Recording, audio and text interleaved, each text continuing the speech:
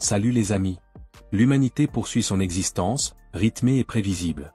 Tandis que les grandes décisions politiques se règlent derrière les portes feutrées de la Maison Blanche, les citoyens, eux, vivent leur quotidien, font des plans, rêvent du lendemain, sans se douter que l'équilibre du monde est sur le point d'être pulvérisé. Tout bascule un matin. Sans avertissement, sans cause apparente, tous les êtres vivants porteurs du chromosome Y s'effondrent. Hommes, oiseaux, animaux mâles, tous meurent sur le champ. Même le président des États-Unis s'écroule dans son bureau, sans un mot. La planète bascule dans l'incompréhension. Tous? Non. 2 survivants émergent du chaos, Yoro Brown, un jeune illusionniste raté, et son singe capucin, Aerson. Un duo improbable, seul vestige de la gente masculine. Le protocole d'urgence prévoyait que Regina Oliver assure la présidence en cas de crise. Mais au moment du drame, elle se trouvait à l'étranger, et depuis, plus aucun signe d'elle. L'absence de leadership sème la panique. Très vite, la société chancelle. Dans les rues, les femmes, déboussolées, cèdent à la peur et au désespoir. Des émeutes éclatent. Tout se délite. À l'intérieur même de la Maison Blanche, la tension monte. Le personnel réalise l'ampleur du désastre. Les réserves de charbon, d'eau potable et de nourriture ne tiendront que 2 semaines. Et la nature, privée de ses mâles, est entrée dans une impasse biologique. Il n'y a plus de reproduction possible. Ce n'est pas seulement une ville, un pays, mais toute l'humanité qui est menacée. Dans ce vide de pouvoir, une femme s'impose, la sénatrice Jennifer Brown. Elle reprend les rênes avec fermeté. Rapidement, elle reçoit la visite d'un agent spécial, Sarah Bergen, membre de l'unité secrète du président, connue sous le code 355. Sarah explique avoir été envoyée en réponse à une menace grave, mais ses ordres restent flous. Personne ne sait ce qui les attend. Pendant ce temps, Yoro Brown, terré dans son appartement, tente d'échapper à l'hystérie collective. Il sait qu'il est devenu une cible. Mais alors que ses provisions s'amenuisent, il décide de quitter sa cachette. Il laisse un mot à sa petite amie, puis s'aventure dehors pour comprendre ce qu'il se passe réellement. De son côté, Jennifer Brown confie à Sarah une mission personnelle, retrouver sa fille, Hero, disparue depuis le jour de la catastrophe. Mais Hero ne cherche pas à fuir. Elle s'est rendue dans un centre de réfugiés pour porter secours aux plus démunis, notamment à la veuve de son ancien amant. Une mission humanitaire, empreinte de culpabilité. Puis Hero rejoint sa planque, où un groupe d'amis s'est réfugié. Là, un espoir fragile naît, il semble que quelques hommes aient survécu. Mais très vite, la vérité éclate. Ces hommes sont en réalité des personnes transgères, nées dans des corps féminins, et ayant entamé une transition hormonale. La mystérieuse peste n'a eu aucun effet sur eux. À New York, la ville se transforme en zone militaire. Les rues sont sous contrôle. Des camions blindés sillonnent les avenues. Yoro, désormais fugitif malgré lui, doit ruser pour éviter l'armée. Il parvient à se glisser dans un bar déserté, où il laisse un nouveau message, un dernier peut-être, à celle qu'il aime. Yoro continue de croire qu'elle est encore en vie. Il espère qu'en tombant sur l'un de ces messages, elle comprendra, et reviendra à la maison. Jusqu'ici, il a toujours réussi à rester discret, à passer inaperçu. Mais cette fois, tout dérape. Aerson, son singe, s'échappe soudainement. Pris de panique, Yoro se lance à sa poursuite. L'animal affolé file dans les entrailles du métro, désormais inondé, puis disparaît dans les eaux troubles où flottent des cadavres. Dégoûté, horrifié, mais incapable de le laisser derrière, Yoro plonge à son tour dans les eaux putrides pour sauver son unique compagnon. Au cœur de ces tunnels sombres, il croit apercevoir une silhouette. Un autre homme? Une hallucination? Il n'a pas le temps d'en être sûr. Il éclaire frénétiquement les alentours, mais seule l'eau stagnante et les ombres lui répondent. De retour à la surface, trempé et frigorifié, Yoro se faufile dans une boutique de vêtements pour se changer. Mais à peine a-t-il posé le pied à l'intérieur qu'il est repéré. Nu et vulnérable, il fait face à un groupe de commerçantes figées d'effroi. L'une d'elles propose de le livrer aux autorités, en échange d'une récompense. Mais face à son état, leur cœur se serre. Finalement, elle le laisse partir, lui tendant des habits secs.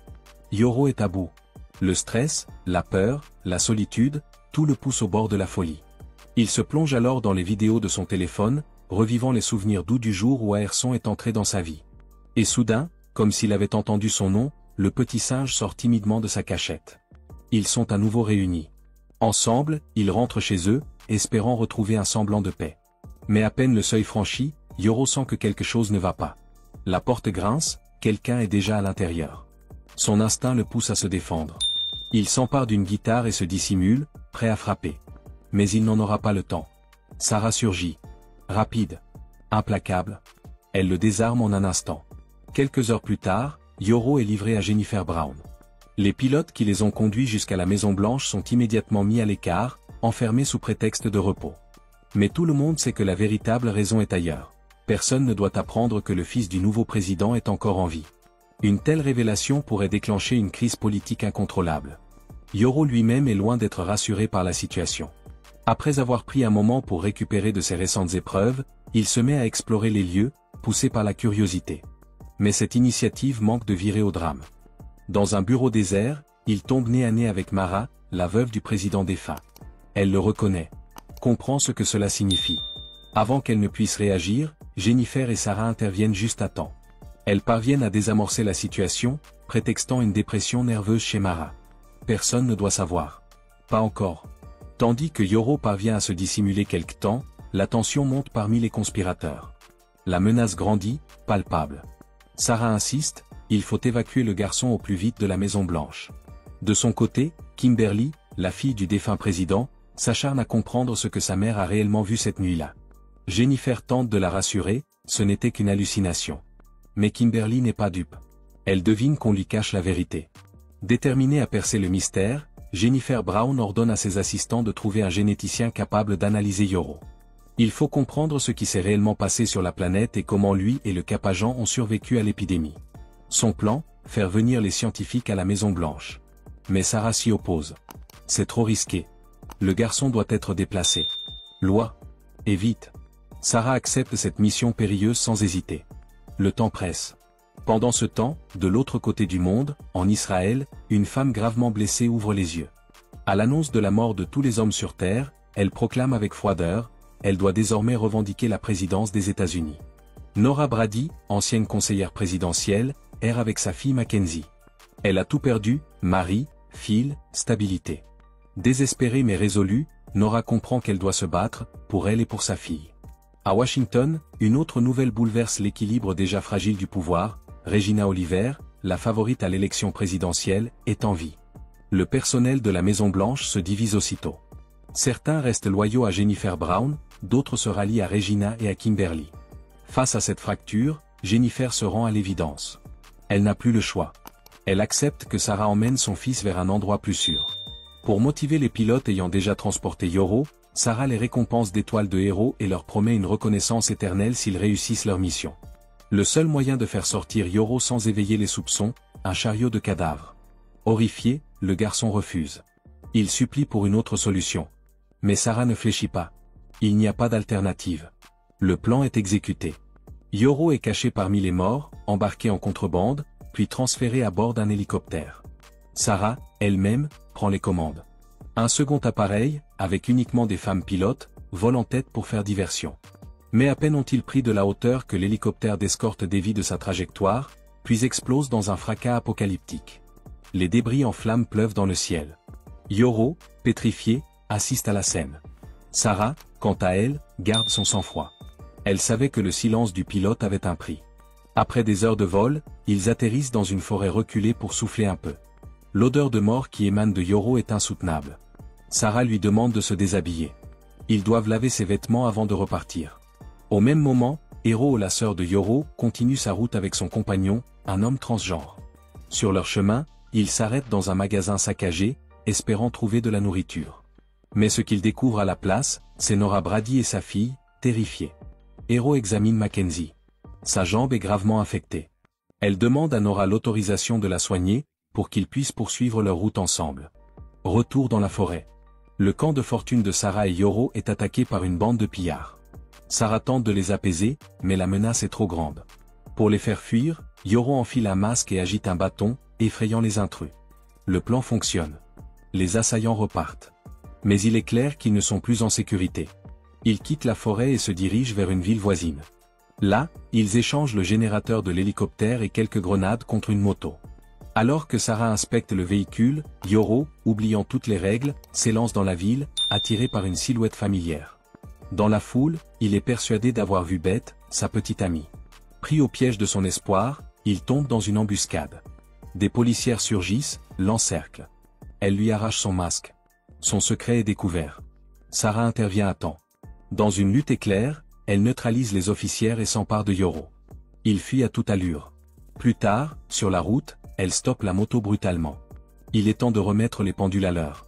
Elle confronte Yoro, l'exhorte à prendre conscience de ce qu'il vient de risquer. Sa mission est capitale.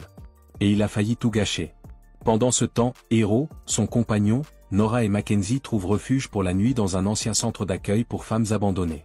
Une pause, dans un monde où chaque jour peut être le dernier. Hero confie à Nora que la santé de sa fille est de plus en plus préoccupante. Elle a besoin d'antibiotiques en urgence. Malheureusement, les entrepôts ont été pillés depuis longtemps, tout comme les maisons abandonnées. Submergée par la peur et l'impuissance, Nora s'éloigne pour éviter que sa fille ne la voie pleurer. Mais dehors, un nouveau défi l'attend. Une troupe de femmes à cheval fait irruption dans la cour, affirmant être les véritables propriétaires des lieux. Leur ton est sec, et leur regard, menaçant. Rapidement, elles découvrent la présence de tous les autres réfugiés et les contraignent à se regrouper dans les anciennes écuries. Pour elles, ce ne sont que des bouches en trop à nourrir. Cependant, Nora remarque un détail qui pourrait renverser la situation. L'une des cavalières est grièvement blessée. Saisissant l'occasion, elle demande à Hero d'examiner la jeune fille. Avec les moyens du bord, un peu de ruban adhésif et quelques gants en caoutchouc, Hero tente une opération de fortune. Mais la blessure par balle est trop grave. Malgré plusieurs heures de soins improvisés, l'état de la cavalière empire. Finalement, Roxane, la chef du groupe, décide de mettre fin aux souffrances de sa camarade. À la surprise générale, elle se montre douce et compatissante. Elle invite les réfugiés à rester pour la nuit et promet de leur fournir les antibiotiques dont Mackenzie a tant besoin.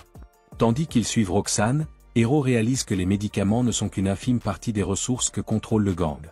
Elle possède tout un centre commercial rempli de vivres et de matériel. Pendant ce temps, Sarah et York poursuivent leur périple vers Boston, espérant retrouver la généticienne Allison Mann. Mais à l'entrée de la ville, ils tombent sur un poste de contrôle militaire, lourdement armé et équipé de gaz lacrymogène. Pour passer, Sarah propose qu'ils se séparent, elle distraira les soldats pendant que York et Empran se glisseront autour du blocus. À son arrivée à Boston, Sarah constate rapidement que l'absence d'hommes n'a pas mis fin à la violence. Des groupes rebelles lancent régulièrement des attaques contre Harvard, cherchant désespérément des réponses. Le plan fonctionne. Tandis que Sarah retient l'attention des militaires, Yoro parvient à pénétrer dans un bâtiment du quartier général. Mais il tombe alors entre les mains des rebelles. Par chance, ces derniers le prennent pour un homme trans et lui indiquent même où trouver refuge, obtenir des hormones et se cacher. Finalement, Sarah et Yoro localisent l'appartement d'Allison Mann, puis son ancien bureau à Harvard. Méfiante, la scientifique n'apprécie pas l'arrivée d'étrangers. Mais lorsqu'elle voit le visage de Yoro, tout devient clair. Consciente de l'enjeu, elle annonce que le seul moyen de comprendre le cas du garçon et de son cap-agent serait de se rendre à San Francisco, où se trouve encore un laboratoire opérationnel. Harvard ne dispose plus d'équipement, ni de matériel biologique nécessaire. Sarah accepte ce nouveau voyage risqué. Mais secrètement, elle sabote la radio, coupant leur seul lien avec la Maison Blanche. Plus tard, elle prétend que la radio est en panne, prétextant devoir s'éloigner pour trouver un autre moyen de communication. Elle confie alors à Yoro la surveillance des scientifiques, dissimulant ses réelles intentions. Pendant ce temps, les luttes de pouvoir politique reprennent en coulisses, bien que peu y prêtent attention. Christine, l'une des assistantes de Jennifer Brown, tombe malade. Elle craint d'avoir perdu son bébé. Mais une échographie vient contredire ses craintes, la grossesse suit son cours, et il y a même de fortes chances que l'enfant soit un garçon. De son côté, Sarah s'introduit par effraction dans la maison d'un inconnu. Mais elle découvre rapidement que la propriétaire est tout aussi habile et dangereuse qu'elle. Un affrontement éclate entre les deux femmes, chacune aussi déterminée que l'autre. Pourtant, lorsque les coups s'arrêtent et que la parole s'installe, elles réalisent qu'elles travaillent pour la même organisation, et ont été envoyées ici pour la même mission, éliminer la propriétaire de la maison. Informée de l'accident d'hélicoptère, Jennifer est envahie par l'angoisse. Christine tente de la rassurer, seuls 2 corps ont été retrouvés, probablement ceux des pilotes. Mais le soulagement est de courte durée. Le président comprend que Sarah pourrait avoir mis en scène l'accident pour se débarrasser des témoins devenus encombrants. Un soupçon terrible l'envahit, Yoro est entre les mains d'une femme potentiellement dangereuse, et nul ne sait ce dont elle est capable. Au même moment, Regina Oliver, principale rivale politique de Jennifer Brown, est convoquée à la Maison Blanche. Kimberly, en embuscade, voit là une opportunité inespérée. Elle commence à ourdir un coup d'État pour évincer Jennifer et prendre le pouvoir à sa place. Pendant ce temps, à l'autre bout du pays, Allison Mann confie à Yoro qu'elle doute du succès de ses recherches. Elle ignore si les ressources seront suffisantes pour comprendre la cause de l'extinction masculine, pire encore, s'il sera jamais possible de sauver l'espèce. Une chose est certaine, l'avenir de Yoro et d'Empran est incertain, et leur sort pourrait les transformer en cobayes de laboratoire. Sarah revient au bureau et annonce brusquement qu'ils doivent partir. Pour une raison qu'elle garde secrète, elle ment à Yoro, prétendant avoir reçu l'autorisation de sa mère pour se rendre à San Francisco. Le trio reprend donc la route, ignorant qu'une patrouille militaire est déjà à leur recherche, avec la photo de Sarah en main. Alors que les femmes attendent un moment propice entre deux déploiements de gaz lacrymogène pour se déplacer, Yoro décide de visiter l'endroit dont les rebelles lui avaient parlé, une communauté de personnes transgères où il peut enfin tomber le masque et vivre à visage découvert. Lorsque Sarah l'apprend, sa colère explose. Mais il devient vite évident que le véritable danger, ce n'est pas Yoro, c'est elle. La patrouille militaire finit par localiser la communauté et y diffuse la photo de Sarah. Le trio réussit de justesse à s'échapper et trouve refuge dans une église. Là, Sarah est contrainte d'avouer la vérité, elle n'a plus aucun contact avec la Maison Blanche. Depuis le début, elle prend seule toutes les décisions. Pendant ce temps, Hero, Nora, son amie et la petite Mackenzie poursuivent leur vie dans la communauté de Roxane. À première vue, c'est un havre de paix, nourriture, médicaments, sécurité, tout semble réuni pour recommencer. Mais lorsque Nora tente d'éloigner sa fille d'une réunion féministe radicale, Roxane entre dans une rage noire. Elle rappelle sèchement que ses invités doivent obéir à ses règles et écouter chacun de ses mots sans contester. Pire encore, Roxane s'efforce d'endoctriner la petite Mackenzie, cherchant à lui inculquer une haine profonde des hommes et à l'enrôler dans leur cause. Une nouvelle réunion est brutalement interrompue par une alerte. Les femmes se mobilisent aussitôt, dressant des barricades et sarments pour défendre leur supermarché. Mais l'ennemi n'en est pas vraiment un, il s'agit d'un petit groupe de femmes épuisées, accompagnées d'une fillette. Roxane va à leur rencontre, mais elle refuse désormais toute nouvelle admission. Même la présence d'un enfant ne suffit pas à éveiller sa compassion. Elle chasse les réfugiés, leur fermant toute porte. Au même moment, Allison fouille les affaires de Sarah et tombe sur un document troublant, un avis de recherche, pour l'agent elle-même. Allison tente de convaincre Yoro de fuir pour échapper au danger que représente Sarah. Mais le garçon refuse catégoriquement, il ne trahira pas son amie, même s'il est conscient qu'elle leur cache quelque chose d'important. Le soir venu, Roxane rassemble les habitantes de sa communauté pour une étrange cérémonie festive. Devant la foule réunie, elle évoque Laura, une membre du groupe qu'elle présente fièrement comme une véritable Amazone. L'ambiance est d'abord légère, presque solennelle.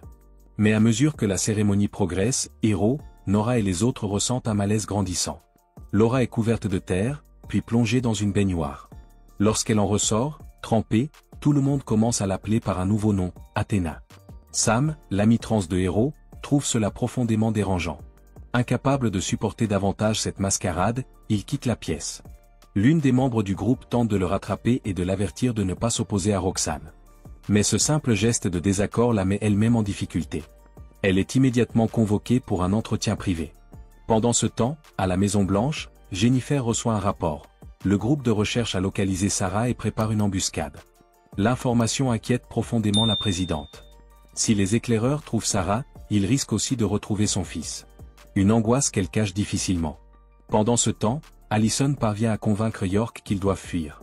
Ensemble, ils prennent la route, se dirigeant à travers la forêt. Mais la situation se tend.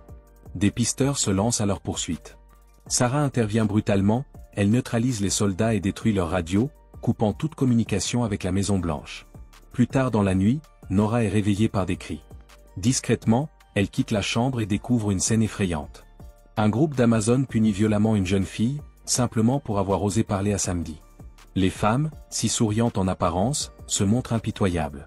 Nora, glacée par la peur, choisit de ne pas intervenir. Elle veut protéger sa fille coûte que coûte, et si cela signifie respecter les règles de Roxane, alors elle s'y pliera. De son côté, Sarah met la main sur une camionnette et le groupe reprend la route vers San Francisco. Mais les tensions sont palpables. La tentative d'évasion de Yoro et Allison a brisé la confiance. Sarah se montre de plus en plus méfiante, voire paranoïaque. L'atmosphère se dégrade encore lorsqu'elle s'endort au volant. Le véhicule quitte la route et s'écrase violemment. Allison parvient à sortir de l'épave et cherche désespérément Sarah, mais elle a disparu. À sa place, un convoi de véhicules militaires approche. Et il ne s'agit pas de forces affiliées à la Maison Blanche. Jennifer est rapidement informée de l'accident. Et ce qui la trouble le plus, c'est l'information transmise par les militaires. Parmi les fugitifs, il y avait un homme. Pour protéger Yoro, la présidente tente aussitôt de détourner les soupçons. Pendant ce temps, Yoro reprend lentement connaissance, dans une maison totalement inconnue. Yoro se réveille dans un lit inconnu, aux côtés d'une femme dont il ignore tout. Troublé, il quitte la chambre à la recherche de son capuchine, mais tombe plutôt sur les habitants du lieu, une communauté installée dans un ranch. Bien que l'ambiance y semble paisible, personne ne lui révèle ce qu'il est advenu de ses compagnons. Pendant ce temps, les filles se réveillent enfermées dans une cellule, désorientées et incapables de savoir où elles se trouvent ni comment s'en échapper. À la Maison Blanche, Jennifer s'adresse à la population restante, les exhortant à accepter une évacuation et à ne pas céder à la panique. C'est alors qu'elle aperçoit Beth dans la foule, la petite amie de son fils, hospitalisée depuis longtemps. Tandis que Jennifer échange avec Beth, Kimberly, en secret, poursuit son entreprise de manipulation, poussant Regina à renverser l'actuelle dirigeante pour prendre sa place. Pendant ce temps, malgré l'apparente hospitalité du ranch, Yoro est enfermé dans une cellule avec ses amis. Les habitants expliquent que leur sort sera décidé collectivement. Au loin, une nouvelle menace se profile, une souche de grippe mutante a été découverte en Grèce. Jennifer se plonge immédiatement dans cette nouvelle crise sanitaire, mais une autre préoccupation la rattrape. Mara, bouleversée, se rend au centre de commandement pour demander si les rumeurs sur Yoro sont fondées. Dans la cellule, les tensions deviennent insupportables. Yoro et Sarah s'affrontent violemment, jusqu'à ce que l'ouverture de la porte ne mette fin à leur dispute. Une femme entre et leur annonce la décision de la communauté. Ils pourront rester jusqu'à ce que Sarah se remette, après quoi ils seront escortés hors de la ville pour poursuivre leur route vers San Francisco. Sam, quant à elle, se voit offrir une chambre séparée. Avant de s'endormir, elle prévient Yoro de rester sur ses gardes. Mais ce dernier ne la prend pas au sérieux. Le ranch paraît sûr, avec nourriture, électricité et eau en abondance, des ressources précieuses dans un monde ravagé. Yoro se laisse convaincre. De son côté, Mara succombe à son chagrin. Incapable de supporter la douleur de la perte, elle grimpe sur un toit et se jette dans le vide, espérant rejoindre son mari et ses fils. Elle laisse une lettre à sa fille, s'excusant et l'exhortant à rester forte. Au même moment, Beth revient en ville. Mais au lieu de retrouver Jennifer comme promis, elle se dirige vers un camion rebelle. Elle rejoint un groupe clandestin qui planifie une attaque contre la Maison Blanche. Dans la commune dirigée par Roxanne, une autre crise éclate. Kate, l'une des Amazones, tente de fuir, mais Roxanne lui rappelle brutalement les règles, elle l'abat d'une balle dans le dos. Elle dissimule ensuite l'incident, accusant à la place des nomades d'avoir attaqué. Craignant d'autres désertions, Roxanne impose un entraînement intensif aux armes à feu et projette d'expulser les invités. Nora apprend la nouvelle et se précipite vers Roxanne pour la supplier de la laisser rester avec sa fille Mackenzie. Mais Roxanne reste inflexible. Elle leur accorde seulement quelques jours de répit, après quoi elles devront partir. Roxanne repense à la naissance de sa communauté. Depuis le premier jour, elle en a été l'unique dirigeante. Elle continue de dicter les règles et persuade ses résidentes que seul son pouvoir les protège du chaos extérieur. Chaque jour, elle organise des réunions où les femmes partagent les pires souvenirs liés aux hommes, renforçant leur dépendance à son autorité. Sam, exclu de ces rassemblements, décide de partir. Elle envisage de s'installer dans les maisons au bord du lac et d'y fonder sa propre communauté.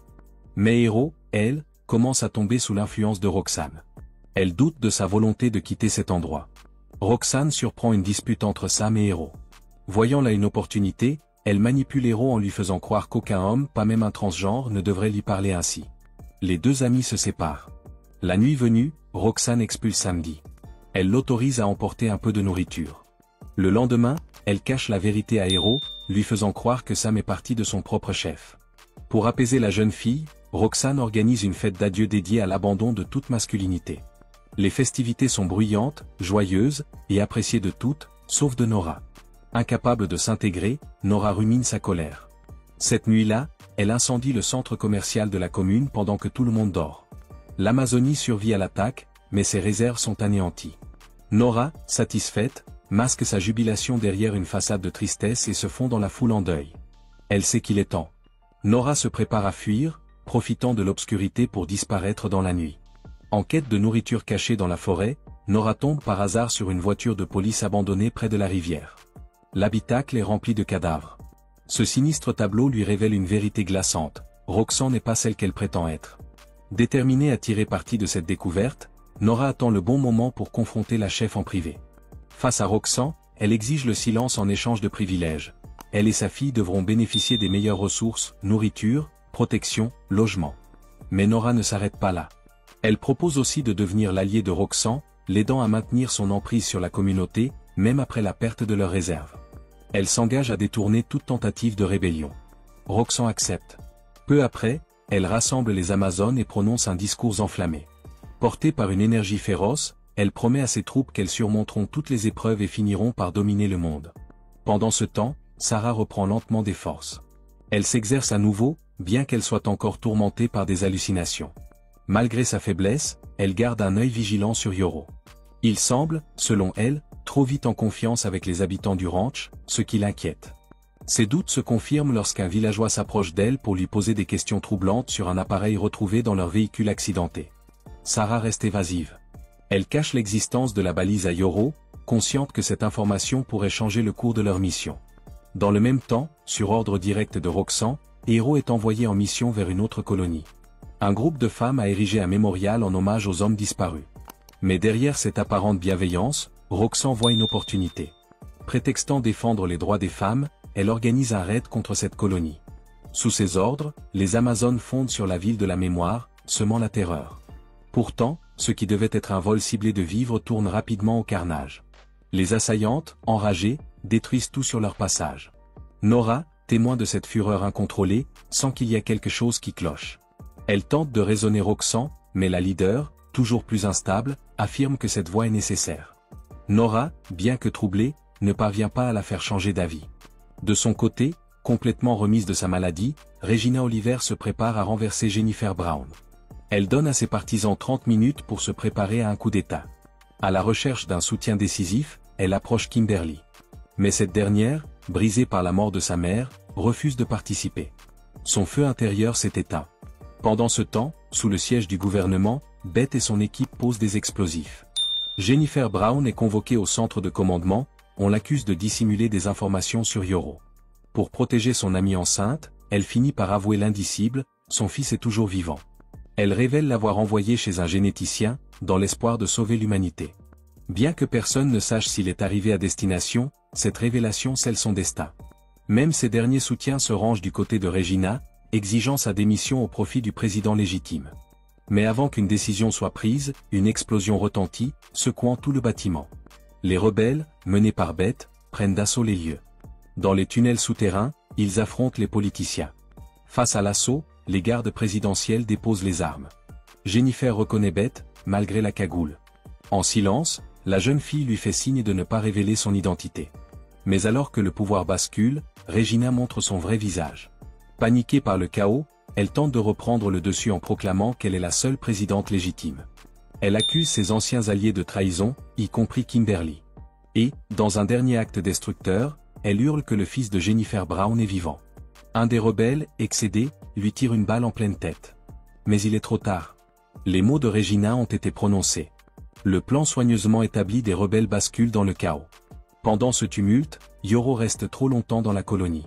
Son statut de dernier homme vivant attire des femmes désireuses d'attention masculine. Tandis qu'il se laisse distraire et qu'Allison socialise avec les habitants, Sarah s'éclipse discrètement. Elle se dirige vers la forêt pour détruire la balise, qui transmettait leur position depuis le début. L'évacuation des otages échoue. Une deuxième faction rivale infiltre le bâtiment par le système de ventilation et libère du gaz lacrymogène. Des coups de feu éclatent dans les couloirs. La panique s'installe, les gens courent dans tous les sens. Ceux qui ne parviennent pas à fuir s'effondrent, morts. Profitant du chaos, Beth libère discrètement Jennifer de ses menottes et tente de l'emmener en sécurité. Le président n'a pas le temps de sauver son assistante enceinte, mais Kristen n'est pas laissée à son sort. Kimberly prend sa défense avec détermination. Grâce à une sortie par le parking souterrain, les filles parviennent finalement à s'échapper. Dans la ville de la mémoire, Roxane fouille parmi les effets personnels et découvre un carnet répertoriant les noms de tous les hommes survivants. Ce carnet devient son nouvelle obsession. Elle décide de traquer et d'éliminer chacun d'eux, convaincue que c'est ainsi qu'elles libéreront la planète. Les Amazones ciblent d'abord un jeune homme qu'elles ont déjà aperçu, celui qui vit dans un village voisin. Nora montre son portrait à Roxane, c'est Yoro Brown. Beth remet son uniforme à Jennifer avant leur séparation, et cette dernière confie à la jeune femme que les paroles de Regina étaient vraies, Yoro est bien vivant. Roxane et Nora se lancent à la recherche du village où l'homme survivant est caché. Mais Sarah, sentant le danger imminent, presse ses compagnons de fuir au plus vite. Cette nouvelle déplaît à Yoro, mais il refuse d'entrer en conflit avec elle. Pourtant, il est peu probable que Roxane les laisse disparaître. La traque est imminente, Roxane a déjà localisé le domaine et prépare son escouade pour l'attaque dans quelques heures. Lors d'une réunion, deux nomades interrompent le camp, apportant une nouvelle cruciale, le président est mort. Ignorant que ce titre n'appartient pas à sa mère, Hero croit qu'elle est la victime.